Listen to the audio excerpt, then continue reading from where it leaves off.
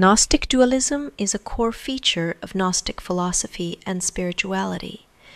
It centers on anticosmicism, the belief that the everyday world, the cosmos, is not merely imperfect, but inherently evil and fundamentally opposed to the divine. This form of dualism goes beyond the typical religious notion of good versus evil. In Gnosticism, the material world itself is a prison, and true spirituality requires rejecting and transcending it. Mythological Foundations. Gnostic myths serve as vivid illustrations of anticosmic dualism. In the beginning, only the supreme God and divine perfection existed in the Pleroma, the realm of light and fullness. From God, a series of heavenly beings, or Aeons, emanated. The youngest Aeon, Sophia, fell from grace through an unwise attempt at creation, inadvertently giving birth to the demiurge, a misshapen, malevolent entity. The demiurge, identified by Gnostics with the God of the Hebrew Scriptures, then created the material world as a mistake, not as an act of cosmic harmony. The world, therefore, is not the work of the true God, but the product of error and ignorance. The demiurge also formed archons, demonic rulers, to maintain control over the physical realm and keep divine sparks, human souls, imprisoned within bodies. The nature of the world. For Gnostics, the world is hostile to the divine and to spiritual liberation. The Gospel of Philip poetically declares, "Winter is the world, summer is the other, the eternal realm," highlighting the stark split between transient material reality and the true, enduring spiritual realm. Gnosis, a mystical, otherworldly insight, is seen as anti-natural, providing the key to escape the world's prison. The Gnostic Gospel of Thomas sharpens this sense of alienation. Whoever has come to know the world has discovered a carcass, and whoever has discovered a carcass, of that person the world is not worthy. Knowing the world means seeing it for what it is, spiritually dead and unworthy of the awakened soul. Comparison with other dualisms. The word dualism covers a broad range of meanings across religions and philosophies. In Zoroastrianism, dualism refers to the cosmic struggle between Ahura Mazda, light, and Angra Mainyu, darkness. In Christianity, it often maps onto the battle between God and Satan. Cartesian dualism, meanwhile, splits mind and matter.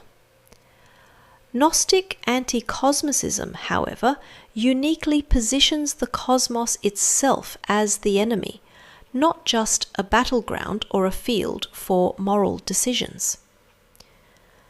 Dualism in creation and salvation. Gnostic creation myths and Christ stories articulate anticosmicism through narrative, not theory. After the creation of the corrupted world and imprisonment of divine sparks, the possibility of transcendence remains.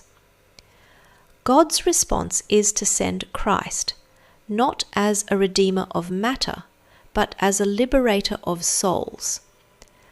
Christ's message is gnosis, the knowledge of one's true divine nature and origin, which enables escape from the demiurge's domain. Relationship with proto-Orthodox Christianity. Gnostic dualism was the main reason why Gnostics were condemned by almost all other spiritual traditions, especially proto-Orthodox Christianity, which later became mainstream Catholicism, Eastern Orthodoxy, and Protestantism. Early Christian critics attacked anticosmicism as blasphemous, accusing Gnostics of thinking well of themselves but ill of the universe.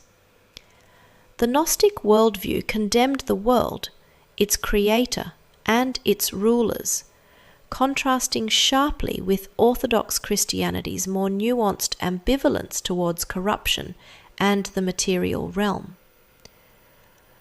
Proto-Orthodox Christianity inherited some elements of dualism, such as a sense of alienation from the world and the idea of spiritual citizenship in heaven.